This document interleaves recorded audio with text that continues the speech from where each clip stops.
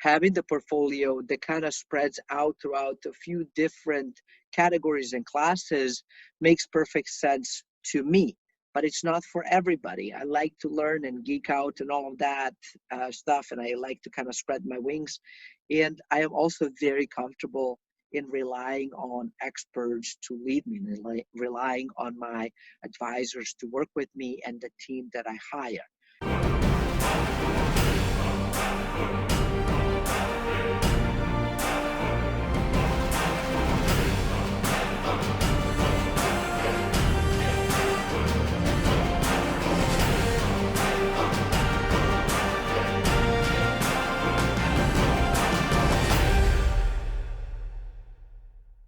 Hey, all, Nev here, and I am beyond excited to be here and share something incredibly awesome. So, this past week, I had an amazing opportunity to hang out with some of the biggest investors in New England. And these are the folks that invest typically in larger commercial real estate projects, focusing predominantly on housing. And so I had an amazing opportunity to interact with about 6 or 7 of them so far. And I am beyond excited to be able to do that. So I wanted to come in and share some information that I have learned from them in sort of engaging with them. Some of them were a bit more tight-lipped. Some of them were much more interested to share information as they're learning it and as they're kind of thinking about stuff. What I have found is that some of the most successful investors out there tend to be very creative, tend to be very forward-thinking, and understand their niche. So I was able to interact with one of the guys who focuses predominantly on luxury housing, luxury rental housing, as well as condos and that kind of stuff, condo conversions. But everything is sort of that A-class property, upscale, that kind of stuff. And when we went out there to look at something that still I would say is very profitable, it looks really good, but it's not A class. It's not that luxury that you would think of, like the granite everything and everything is brand new, right? It's more of the B to C class kind of living kind of property. He was kind of looking at it. It's like, yeah, I could lift it, but everything is about the price. And it was one of those things that he wasn't as creative at looking at the property than it was when I was interacting with somebody who's very different. So this particular gentleman had understood and understands deeply his market that he is in, that he's basically the king of, and it's a very small portion of the map. So he's not all over the place. He's not all over United States. He doesn't look at all of United States. He's very much focused on the particular small area, small town that he's focused in. And even within that town, he's focused within a small neighborhood, and he understands that thing like the back of his hand. So he studies deeply, deeply in depth about the properties and the market that it exists. What he doesn't get is some of the other areas because that's not his niche. And that was a key control point that I have learned and sort of, well, not learned from him, but it really, I've learned it years ago, but it really drew home the point of sometimes when we talk about real estate, people want to jump from single family to multifamily to office to retail to all these different things, and you can. But what I have found is that the most successful investors in anything, and real estate is just an example, is that they focus on these small, super weird, niche components that exist out there about the properties, and that's what they focus on. So he focuses on, I think his radius might be like 5 to 10 miles, if that, on the map, but he knows that thing, and like, you know, when the leaf moves, he knows it, which is really cool. Then I got to meet with a different investor who has been investing in real estate and has been in business for about 20 some years. And his entire family is in businesses in real estate all over the world. And so we were looking at one of the projects, the same project actually that I looked at with the other guy who focuses on A-type property, kind of Class A luxury brands. This guy's a little bit, he's scrappier. He is a bit more creative. He is looking at stuff and looking forefront and saying, what is coming? What are the things that we can do?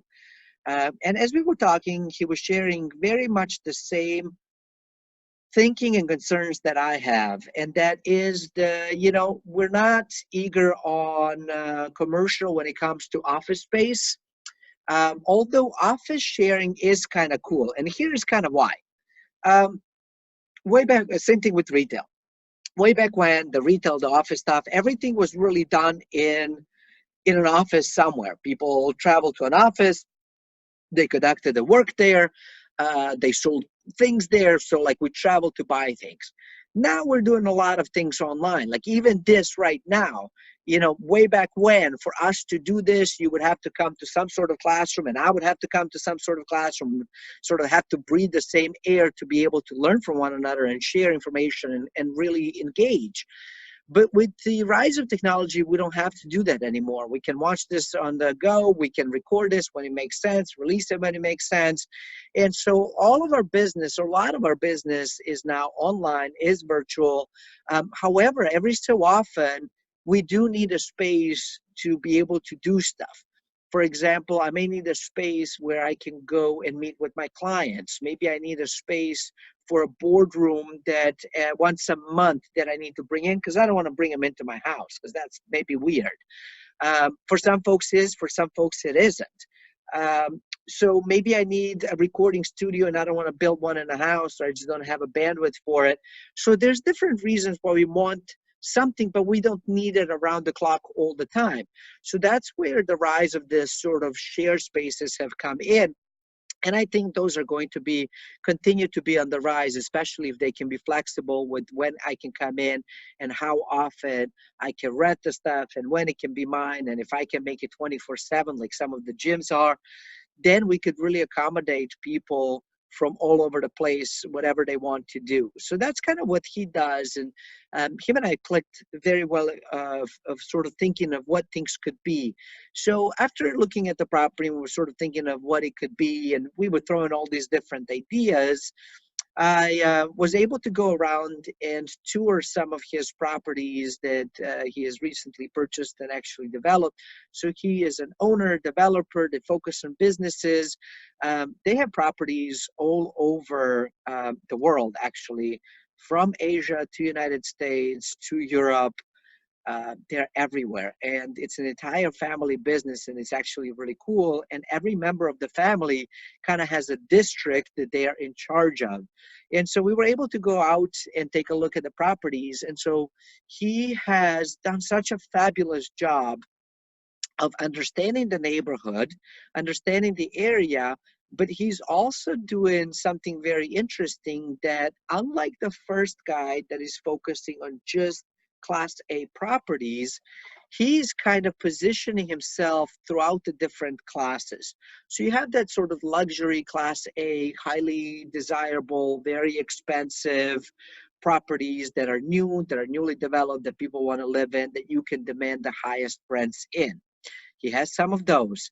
What he's done is he also branched into from long-term rentals into the short-term rentals, things like Airbnb. So there you can charge higher rent on daily basis, but you might not be occupied 30 days in a month, right? Or 31 or 29, depending, or 28, depending on the month.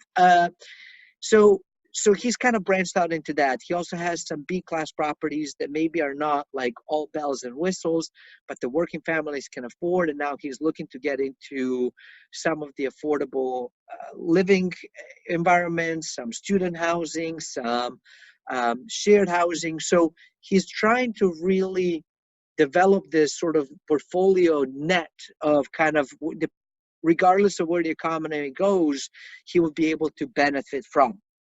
So that's kind of the cool piece as well, that brings in the different way to think about real estate and about investing and kind of what type of investor you want to be. So that was what I liked about him, is that he thinks very much in a similar way that I do. The one piece that is not similar to us is that I don't have an entire family that is in real estate. I am pretty much it. Some family members are, I'm slowly getting them in. We're slowly working on that. But you got to start somewhere. So, but I also believe that you want to specialize in stuff, but you also want to start expanding your portfolio and expanding your holdings. And so part of it is deciding of where you want to start and focusing on it. And it also depends on your personality. So I am the type of personality that I get bored easily with doing the same thing over and over and over and over again. It's like, oh my gosh, kill me now. I don't want to do that. I get very juiced up when I can understand a small concept, and then I can sort of start branching out more and more and more to really understand and expand stuff. And the way that my brain works is I'm able to connect stuff from different areas into what I'm trying to do. And so I geek out on a lot of different things, and I become not necessarily a jack of all trades, because there's a lot of things that I really don't know and I'm not even interested in knowing. But I do believe that there are some commonalities within many different concepts, from finance and investing in businesses, that really could, once you kind of figure it out, you can start translating them into different things. And so for me, for example, having the portfolio that kind of spreads out throughout a few different categories and classes makes perfect sense to me. But it's not for everybody. I like to learn and geek out and all of that stuff, and I like to kind of spread my wings. And I am also very comfortable in relying on experts to lead me, and relying on my advisors to work with me and the team that I hire. Some people are not. Some people prefer to hold on to everything on their own and do everything on their own. So you got to find what your strengths are, what you want to do, what your line of thinking is, how you like to do stuff, where your comfort level is, and then go for it. And there is no right or wrong way. What I did learn in a big way, that wasn't an aha, but it was at the same time, right? Like when you know something and then you kind of know it again because somebody confirms what you've been thinking about, and then you have multiple people confirm it, what you've been thinking about. What I have found is that when I go out into the world of media, which I'm not into a whole lot, there's a lot of talk about fear of this and fear of that, and crash this and crash that. And then when I get out into the trenches with the business owners, entrepreneurs, investors, and that kind of stuff, none of them talk about it. None of them talk about it. They just go about and do their thing. They're investing in it. They understand that, yes, there's a potential. They all have some of the things that I have been even talking about and teaching, of putting some reserves and having some cash kind of put aside, and preserving your wealth into different asset classes. And they all have all of that stuff kind of in the background. But what they do have is this belief in self, that what, no matter what happens, I got this, I can take care of it. They're scrappy enough to figure things out. They do their math, they run their numbers, and they just go for it. They don't sit on the sidelines waiting for something to happen, fearing that something might happen. They're constantly performing. And so that was one thing that it was kind of like, yes, this is the kind of people that are my people. I love this.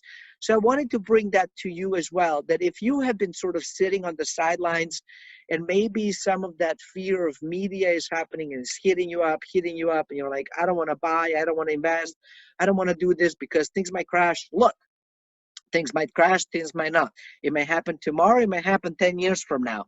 So let's just go into it. Don't bet the farm on it, but go at it, do something.